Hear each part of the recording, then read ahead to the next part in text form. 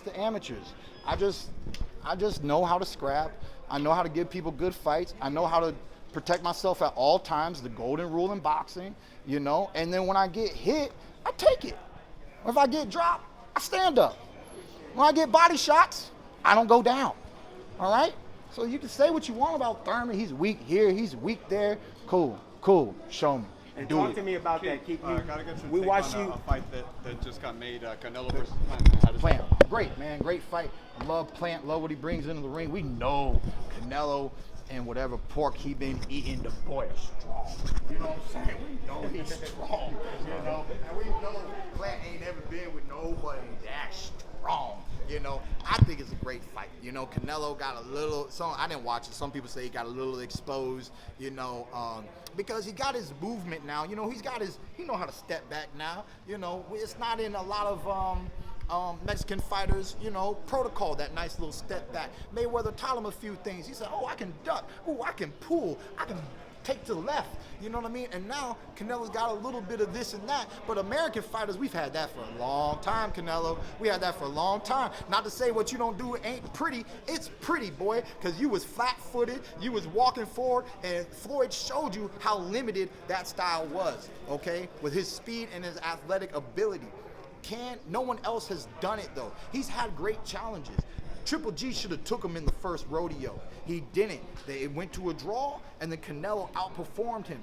What happened, GGG? We don't know. We don't care no more. Canelo went past that. So, you know, I do think that in these divisions that there are great challenges for Canelo, and this Plant fight is a great challenge for both fighters at this point of their career. A lot of Canelo's strengths have been heavily stated by everyone who's talked about this particular fight between Canelo and Caleb Plant.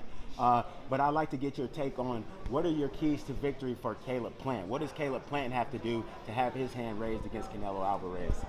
Just box smart, box hard. You know, I think he's capable. The thing about Canelo is he's, you know, even with that step back, he's still a pressure fighter. He's still just waiting to drop that power shot, hit you with that body shot, hit you with that uppercut. He is a legitimate power puncher. So, you know, one of the biggest keys to victory is don't get caught by that power, you know. Look, I love the matchup. I love so many matchups that are happening now. I think the sport is just coming back into almost that heyday kind of energy. Everybody knows that, you know, I think the Mayweather stuff is over. You know what I mean? Staying undefeated, you know, it's going to be more back to that MMA stuff. You win some, you lose some, you get back in the ring, and you do it again. Great champions, they fall, and they rise back to the top because they show you, just like in other sports, it's any given Sunday, right? I tell people, when you watch a fight, you're watching the outcome of the preparation for that fight. And we know we ain't always prepared. You know, we ain't gonna tell you that. You know, it's fight week. You ready? You ready? Yeah. You know what I'm saying? We never saying no, you know. But deep down, we know how hard the camp is. We know how many miles we ran. We know how many sit-ups we did. We knew how tough our sparring was, okay? Sometimes you underestimate a fighter. You don't bring in the toughest sparring. You don't have the greatest performance, right? Sometimes your weight, you didn't control your weight right. You don't have the greatest performance, you know? Sometimes you out clubbing way too much and you don't have the greatest performance. So, you know, I just think boxing is just gonna be that. Make these boys fight each other and let's see what happens. Let's do some great rematches when the opportunities present themselves. And then besides that, when it comes to the welterweight division, there's just so many to run through. Let's run it. Speaking of the rising today, that you were saying like it really is just a matter of who you like. You can fight anyone, but is there anyone in particular that you would want to get in the ring with? I'm so tired, girl. I don't want to be in the ring. You know I'm the realest and I'm the most honest. I'm not BSing you. I'm not beating around the bush with you. But is this there is someone honesty. Just a name that you There is want? no name. There is no name. There is no name. I'd give it to you. Speaking of preparation and the resurgence of boxing, right? We've got a fight coming up next week in Cleveland, Ohio, and that's going to be you've got Tyron Woodley versus Jake Paul. Let's get your take on that. I knew he was gonna That's do okay. that. What's the take? What do you think? What do you think about it? He's a What do you weird. think about it? You feel like you're giving me think that about look, it? right? What do Do I you think? think about it? Yeah, what you think about it? What's your take on it? All right, What's let me one think. time's take on it? Think real hard. He's got the rock That's look. my thought. That's the I don't got thought. no thoughts about that, man. You know, it's different. It's different. What that boy does is for fight fans. What that boy does is for his YouTubers, his IG. Honestly, what that boy does is this is his way of living his dream. And salute to you on that, Jake Paul. This is your way of manifesting your dream of being a fighter, you know? And you're the most accomplished non-fighter fighter in the history. No one will ever do what you've done. I don't think it'll be repeated, right? We went through everything that Manny Pacquiao did and what he's accomplished and everything he was able to do. I don't think that'll ever be repeated again, right? And what Jake Paul and his brother and these dudes are doing with the platform entertainment, you know, maybe it can be repeated, but is it really going to be repeated? Probably not. And why? Why will it not be repeated? Because it takes a special person, even if it's not fighting the best world-class fighters, it takes a special type of person to get in this ring, man. So, you know, I don't got a lot to say about it, but I will respect that he has the cojones to try to live this lifestyle in his own way without doing it the real hard way. He has his own platform. He's utilizing it to his greatest advantage. He's making bank.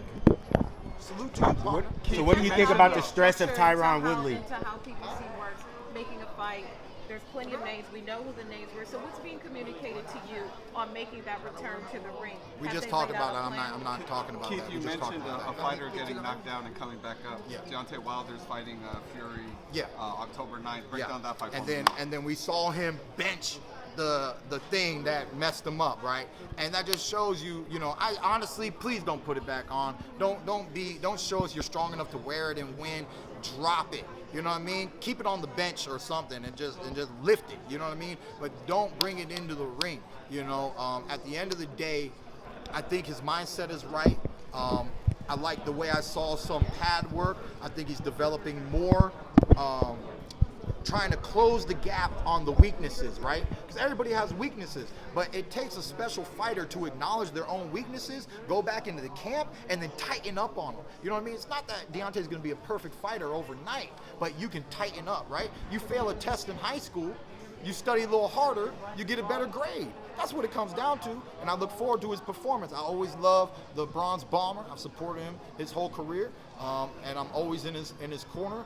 Red, white, and blue, America, baby. Bring that belt home. Well, why do you say that about the training? Like, what do you see in the training? A lot of fighters tell me that they see something different in the clips that he's putting out, different from before the second. The combinations. You know, he was a right-hand dominant, you know, fighter. I tell young fighters all the time, Winky Wright was a world champion with a jab. You know what I mean? Paulie did a lot with his jab. He also did movement, and speed was a factor, right? Some fighters have speed. Some fighters have power. Some fighters, like Tito Trinidad, I was never like really impressed with Trinidad. He was just a solid guy, you know? Kind of reminds me of Canelo, but Canelo has way more power. But, you know, Tito, I thought, was very basic. Sometimes people take that basic approach to the maximum. You know what I'm saying? They take that basic approach to the max. And that's what makes them so accomplished. So it's okay to have this one dimension that's your greatest dimension, right? But what else can you bring into the ring? And we see more. Will he do more? He looks like he's trying to do more, which normally manifests more, right? And he's all into the believe it, say it, speak it, do it. You know what I mean? So do it, baby. Let's see You it. talked earlier about a revenge punch. Tell me about what you think Deontay Wilder's revenge punch See, would be that's like. what I'm talking about. See, y'all don't know. Some of y'all don't know. This, you know, I said I'm not afraid to let it go. Don't mean I wanted to let it go, you know? So the revenge punch is a big thing, man. You know, I mean, you're gonna have to work for it. You know what I mean? You're gonna have to set them up. But I think that's what he's training on. He's training on setting things up a little bit more, not just willing it like, oh, here it goes. Plus, he never fought somebody so evasive, so elusive. He's also not fought somebody who had a reach advantage over him. You know what I mean? They've been in the ring. He has enough time in the ring to make adjustments. You know what I mean? These are rematches. Rematches are on a different level. Back to the Ali days, back to the 60s and the 70s. The rematches are just a different level. I've yet to really do rematches in my career, but if I did, I'll have more experience because I understand that fighter and how they fight. What adjustments do you think that Wilder needs to make? What adjustments do you think Wilder needs to make to be successful second go-round, third go-round? Give the guy a little taste of his medicine. Be a little bit more elusive yourself. You know what I mean? Work on the things that you haven't worked on before to challenge your opponent. Because, like I said, if I have to fight Danny again or Sean again or anybody again, I'm gonna assume I know what's about to happen. That's what rematches make you do. They make you assume you already know this guy. So if this guy puts in the work to add dynamics, right? It's like building a house or a mansion. You do it one brick at a time. You got this technique, add this technique. Spend a few more weeks with this technique. Work on your power. Work on your speed till you're more of a total package. We will never have a total package, but tighten up and be as close to that total package that you can be. Keith, I know you've been at 147 for a lot of your career. You unified the belts. How do you feel about moving to 154 and possibly contending for the belts at 154? I mean, it's not on my automatic to-do list at this time of my career. I know I can still make 147. The welterweight division is just way too packed. This is my dream division. I see that for later on in my career, maybe 3 years down the line when maybe I've done all that I can do at 147. I don't feel like I've done all that I can do. I haven't gotten my revenge yet back into 147. There's champions, undefeated champions that haven't been in the ring with Keith Thurman yet. And there's just too much to do at 147. You talked about rematches. How interested are you in rematches with guys that you fought before? Danny Garcia, guys like Sean Porter. How interested are you in rematches? Word is Danny wanted to move up. I heard the comment when he first made the comment that he would rematch me at 54. I don't know what the purpose of that is, because they would probably make it a title eliminator. Then I would be stuck fighting for a world title. Then what do I do? Can I be like Floyd or other fighters in the past who's held two at one time? It's just a lot to think about. I ain't even really trying to think about it like that. But I'm always open to rematches because, like I said, I won them. You know what I mean? I wanted this rematch, Maybe I should have pushed a lot harder verbally to try to make this rematch happen. But at the end of the day, it just is what it is. How do you feel about your name being mentioned with young guns? Like you got Boots Ennis that guys have spoken about coming up to fight you as a step-up fight, or guys like Virgil Ortiz who just had a scintillating victory over Kazlauskas the other night. What do you think about fights like that? Just because they're fully not on my radar yet, but all it takes is that real phone call. Hey Keith, would you fight this guy, this guy, this guy, right? Maybe it's less, maybe it's this guy or this guy. But until I hear people's names in real negotiations, they're just out there. They're just out there, and for all the young guys coming up, I fought, how many fighters did they put me in with? Ex-world champions when I wanted the real champions. I fought veteran after veteran after veteran after foreigner after foreigner and Latin fighter.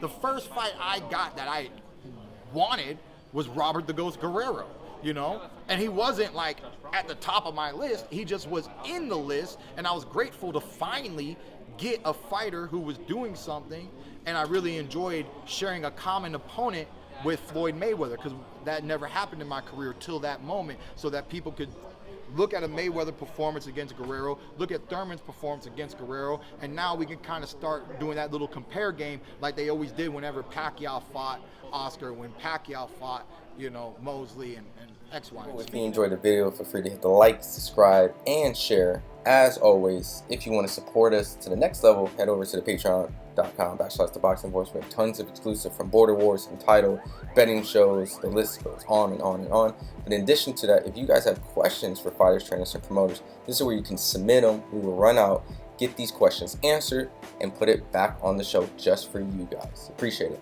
Peace.